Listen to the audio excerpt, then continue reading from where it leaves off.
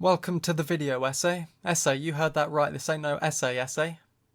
The informal term essay is used to address a man. It is Mexican Spanish slang to refer to a fellow male. Essay literally means that, and is a shortening of terms such as ese vato, meaning that guy, or ese hombre, meaning that man. It's spelt the same way as the suffix "ese", such as in Japanese, Congolese. "Ese" being the modern suffix of the Old Latin adjectival suffix "ensis", meaning pertaining to, originating in. Ensis by itself is the noun for sword, though I've also found it translated as weapons, blade, and the archaic term for a sword, brand.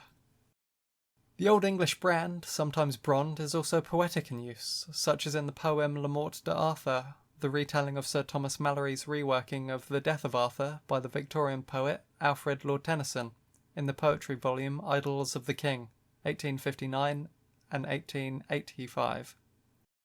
Thou therefore take my brand Excalibur, which was my pride, for thou rememberest how, in those old days, one summer noon, an arm rose up from the bosom of the lake, clothed in white samite, mystic, wonderful, holding the sword. Swords are made by blacksmiths, and religious texts and mythologies are often poetic. In Norse mythology, blacksmiths, the sons of Ivaldi, were commissioned by Loki to smith Sif's hair after Loki cut it, and Freya's ship Skidbladnir or Skithbladnir. They also smithed Odin's spear Gungnir.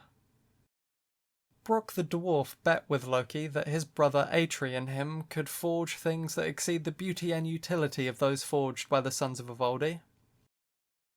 Loki agreed to the bet, though a gadfly, thought to be the mischievous Loki in disguise, flew in and bit Brock first on the hand during the forging of Gulinbursti, then the neck during the forging of Draupnir. The bites of the gadfly failed to distract Brock.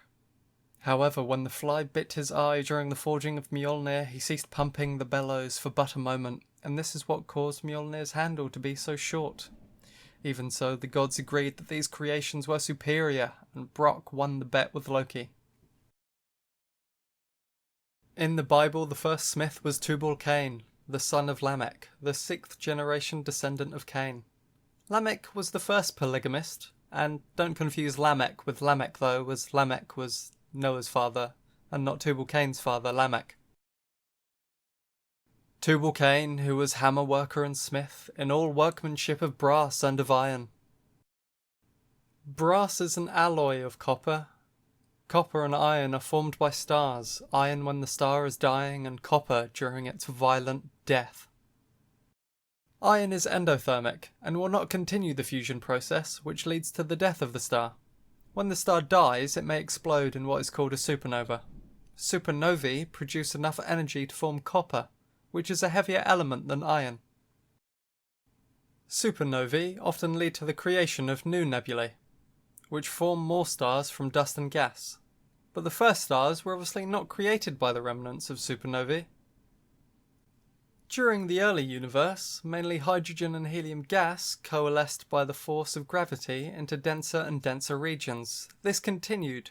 Once the density, heat and pressure balances the gravitational forces, a protostellar cloud has formed, and becomes a protostar by a sudden collapse as it enters the Hayashi Forbidden Zone, due to the hydrogen and helium becoming ionized.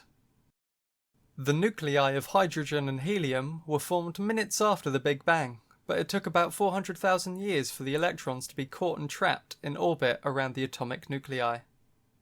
If you reverse the expansion of the universe in time, it gets to a point of infinite density and temperature at a finite time in the past. Scientists refer to this as the Big Bang.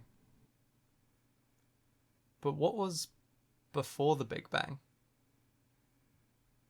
In the cyclical interpretation of Norse mythology, Gunungagap.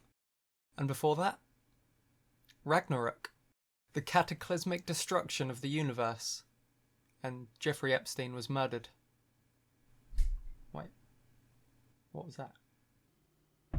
You're conning me. It was a cover-up. You need too much!